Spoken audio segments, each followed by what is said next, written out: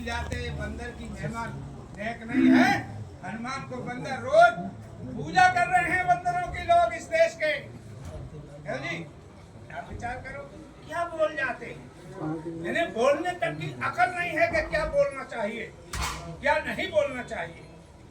ऐसे लोगों का बहुत बड़ा इतिहास होने के बाद भी जब पन्ना पढ़ेंगे तो इनकी तरफ हे दृष्टि से हमेशा देखा जाएगा कि ये बड़े ही पद पे पहुंच गए हों, लेकिन इनको बोलना नहीं आता, इन्हें बोलना नहीं आता। अर्थात बड़े पद से ये नहीं है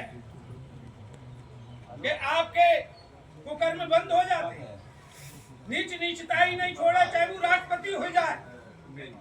हैं मूर्ख नर कबहू न चेते चाहे वह रोज उपदेश सुनाए, और सागर खारा जल मीठा नहीं होता चाहे वह चीनी देव मिलाए। तो बड़े पद पे पहुंचने के बाद ये नहीं समझना चाहिए कि ये बहुत अच्छे पंडित हैं या योगी हैं।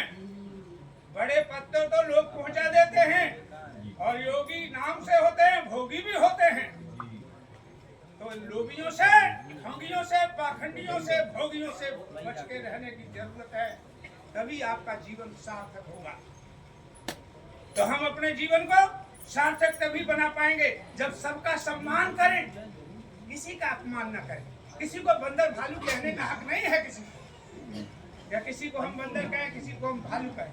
हाँ पाखंड कहलाएगा तो पाखंडी कहा जाएगा, ढोंग करेगा तो उसको समाज क्या कहेगा, बोलो ढोंगी कहेगा। कामड़ के इतिहास में कोई इतिहास नहीं। अर्थात सरवर कुमार का इतिहास उसने क्या किया था, जीते जी माँ की सेवा, पिता की सेवा, उनको भ्रमण कराया था। नौजवानों से अपील करता हूँ कि तुम भी अपने जीते जी माता पिता की सेवा करो, उनको भ्रमण कराइए, उनके भोजन की, कपड़ों की व्यवस्था करो। लेकिन आज देश में अनाथालय, वृद्धाश्रम खुल रहे हैं। बोलो वृद्धाश्रम की जरूरत कब पड़ती है, जब संतान निकम्मी पैदा होती है, जो अपने माता पिता का आदर सत्कार सेवा नहीं करते। ऐसे लोगों के माता पिता को ही वृद्धाश्रम में जाने की जरूरत पड़ती है।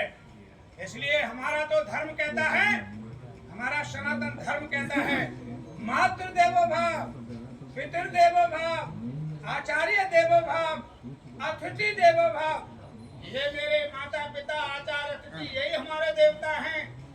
इन्हीं की हमको पूजा करनी चाहिए, इनकी हमको सेवा करनी चाहिए, इनका हमको सत्कार करना चाहिए।